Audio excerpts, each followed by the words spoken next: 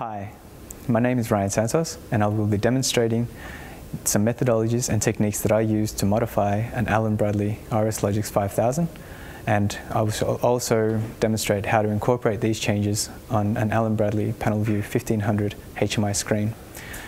This demonstration focuses on a Festo Modular Processing System, and we will be focusing on Station 4, which is over here.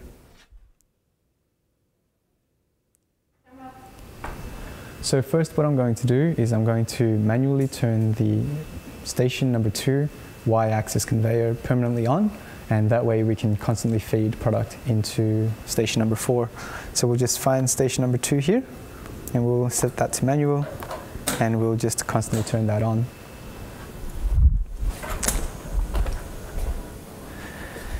As you can see, what's happening is that the station number 4 picks up the block and then identifies the color to be not black, sends it downstream over to the pick and place.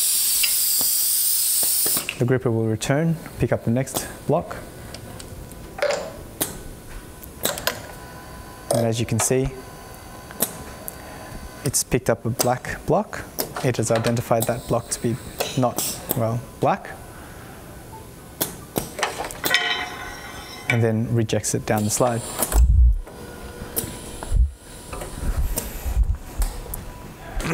So what might I do if I wanted to bypass that sorting system altogether and send all the blocks from station number 3 downstream of the handling station regardless of the color?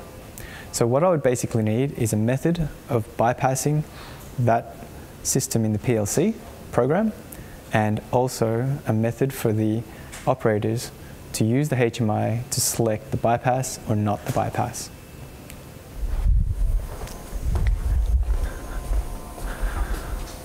There are two ways that you could do this. The first way is to bypass the sensor, the color sensor, and basically tell it that all colors are not black.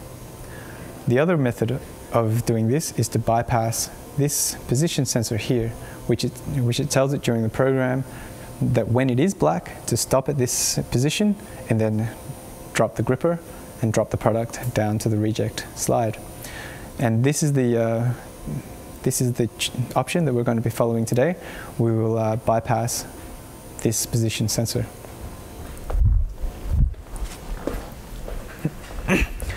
So the very first thing that you're going to have to do is you're going to have to upload the program from the PLC that's currently running.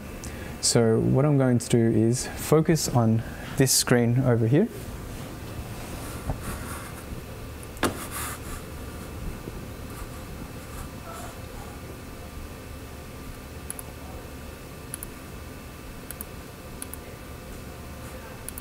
And so what we do is we go into communications, and let's have a look at who's active. As you can see, I'm on the network at the moment, so I'm currently communicating to all the HMI screens and to all the stations. So what we do is we select station number 4, and we go to we select the PLC, and then we select upload.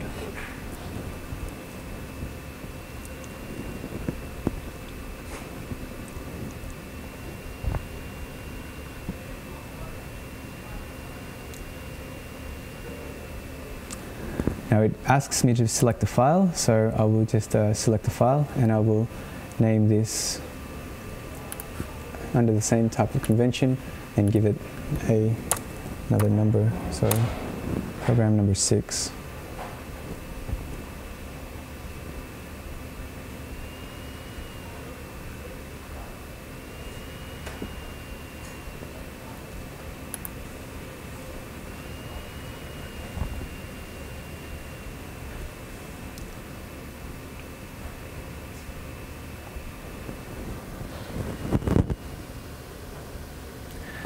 Now, once you have the program uploaded into your machine, which I have done at the moment, as you can see, this is your organizing subs routine and your main routine, which is here. What I generally do now is I save another copy and I make it the next number. So I'm up to 7.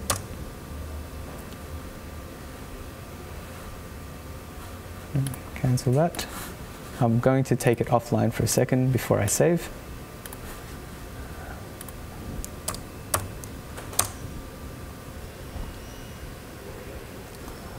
now you have another program, and this one, what I'm going to do is I'm going to modify the program and then download it back onto the machine.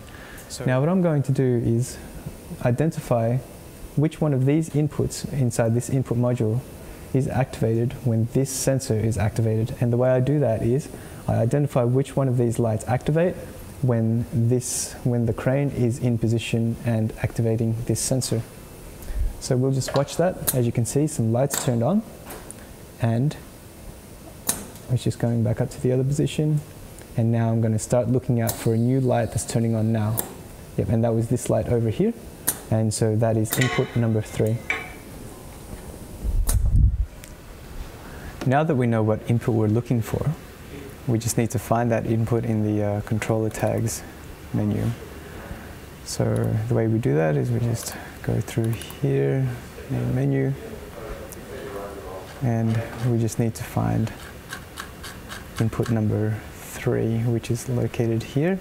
And as you can see, that input is the handling at sorting station. I'm just going to copy that, and then we go back to the main program, and then what I'm going to do is I'm going to find that handling at sorting station, find next, and here it is. So basically the handling at sorting station input is located in rung number 3, and so my goal now is to bypass that rung somehow or block it. So the way I'll do that is to insert an examine if open input after this step. So we just put it there, and we'll create a new tag which we will call sorting bypass, and that's actually examine if closed, so we'll just change that to an examine if open. Now if you look at rung number 26, you'll notice that the handling at downstream station is located there. So basically what you want is, you want to happen that when the sorting bypass is active, you want all the blocks making its way to the handling at downstream station. And the way to do that is to put in a branch here, and then what we'll do is we will copy this here, and then basically what we're saying here is that if step 14 or if step 15 is active, then latch 16, which is over here, is latched. One thing we have to add though is, because we are including a step 15 here, we have to also create a step 15 unlatch here, because we're bypassing this unlatch, so we need to create the unlatch option here. And then what we do is we're going to save that, and then we're going to download that into the program.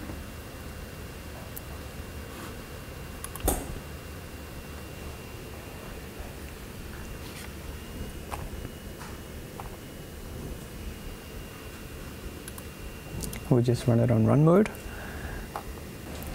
Now that it is on run mode, what we're going to do is we're going to activate the sorting bypass, and then we'll now test it at the machine.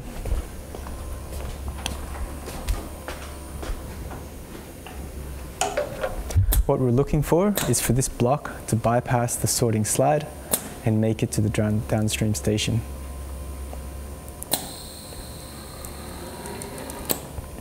Excellent, looks good so far.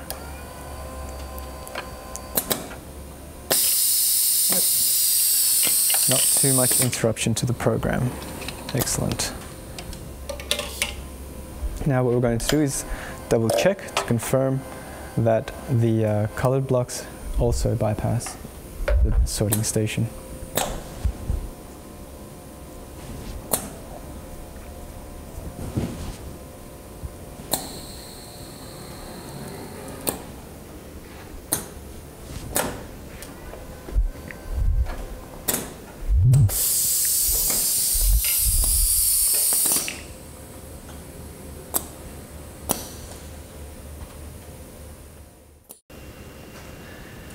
Now that we have confirmed that the program works, now we're going to need a function that allows an operator to control the additional feature that we have in the program.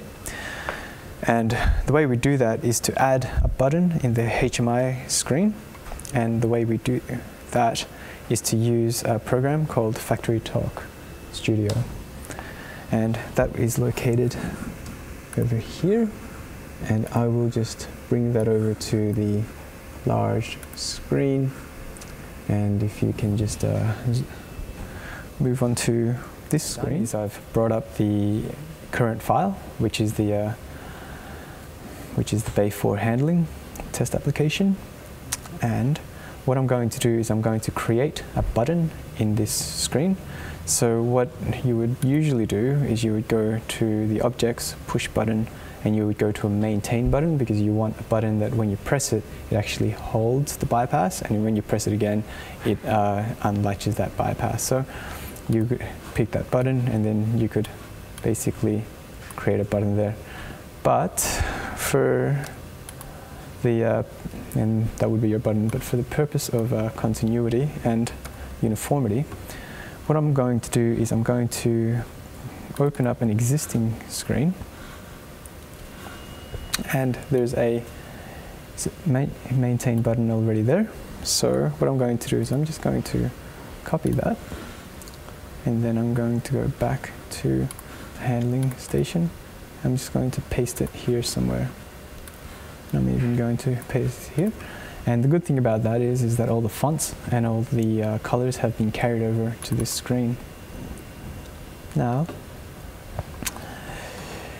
what I'm going to do now is I'm going to configure that button. So first thing I'm going to do is I'm going to go to the Connections tab, and then I'm going to assign it the bypass button. So first thing I usually do here after I've made a program change is I refresh all the folders. And then I go over to the handling online.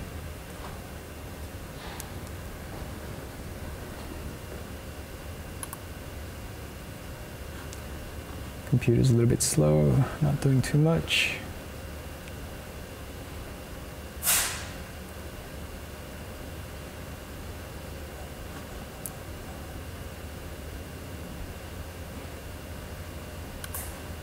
Okay, we're in now.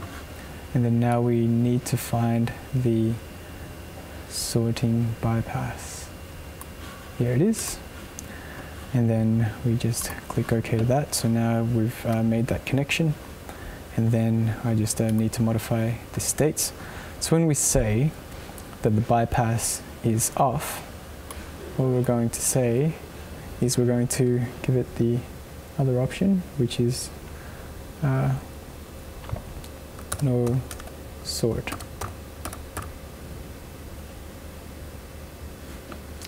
And then apply there, and when it is sorting, we're going to give it the option of sort. Excellent. Now what I'll do is I'm going to save that, and then I'm just going to run that. So what I'm doing now is I'm running the run program, which basically tests that it works. So what I'm doing now is I'm bringing the program back up. As you can see, is that it's still online, it's still running. And what I want to do is I want to test whether or not I can activate this sort bypass using the panel view. So what you see here is the panel.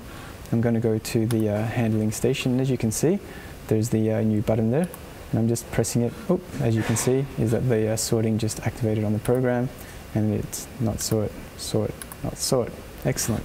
So now that we've confirmed that the button works, now what I'm going to do is I'm going to download this program into the HMI. And the way I do that first is to close this, and then I just need to return to the factorytalk studio view, open up the handling display again, and then I'm going to create a runtime application. As you can see here, I'm just going to call it the factory runtime. Save, yep, just to replace it. Excellent. This will take a little bit of time as well. So as you can see here is that the factorytalk studio view just finished creating the runtime application, and that will allow us to then download that program into our Allen Bradley Panelview here. As you can see, currently there is a no sort button. Now what I'm going to do is I'm going to hit that download button there, and then what I'm going to do is I'm going to bring this button back to this screen. I'm going to choose that program. Now I just need to find my panel view, and I know that this has an IP address of 220, so I'm going to choose that panel view, and then I'm going to download. So we're just finishing up on the runtime application, and that's just been created now, and it should finish up in about a second. Yep, it just finished up. So now that we've created a runtime application, our goal now is to download the program from the runtime application over to the Allen Bradley Panelview. Now, if we return back to the screen view, so now what I'm going to do is I'm going to begin the download process. So what you do is you go to the transfer file utility. I'm just going to move the screen over to here, and then what I'm going to do is I'm going to select the panel view that I'm using, and as you can see that I'm still connected onto the network, so I could download it into all the panel views, but this particular panel view that we have has an IP address of 192.168.1.220, so I'm going to select that and I'm going to download it into that program, and I will say yes, just overwrite that function, and the download completed successfully. Okay. What we've seen now is that the program has completed its download to the panel view, and so what I'm going to do is I'm going to select the bay handling station, and as you can see now is that the sort button now appears on the panel view. Now you can press that button, no sort, sort, no sort, sort. So first we are going to go from no sort, which is what we're going to have a look at now. So we're now just going to confirm that the system is still sorting.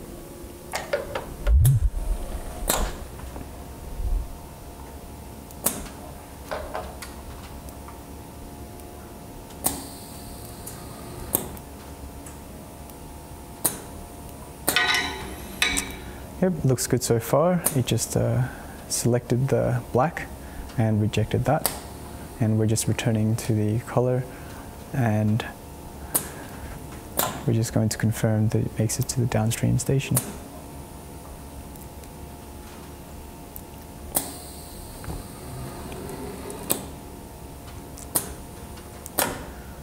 So far, so good. So now that we have confirmed that the program is still sorting, now what we're going to do is we're going to pick a no sort function, and then we'll confirm that that is working also. So we just go to the HMI, select no sort, and then we'll return to the machine and confirm that it is not sorting.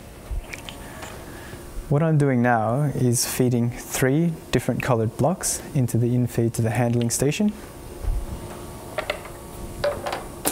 And what we'll try to do is confirm that none of the blocks will be sorted by the handling station, and that all the blocks are sent downstream to the pick and place.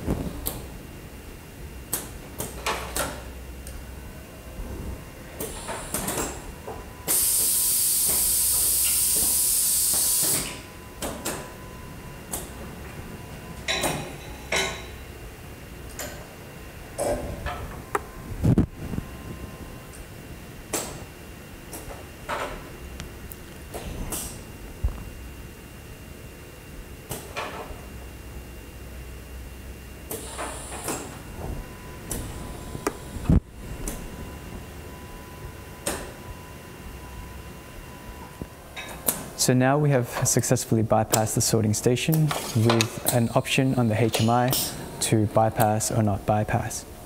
And that concludes part 2 of my automation films. Thank you for taking the time to watch my film, and have a nice day.